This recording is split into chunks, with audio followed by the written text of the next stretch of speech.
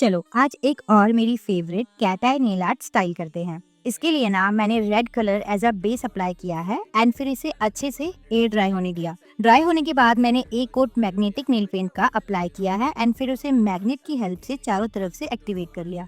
अगर आप भी घर पर magnetic cat eye nail art style करोगे तो यूवी लाइट से उसे क्योर जरूर करना।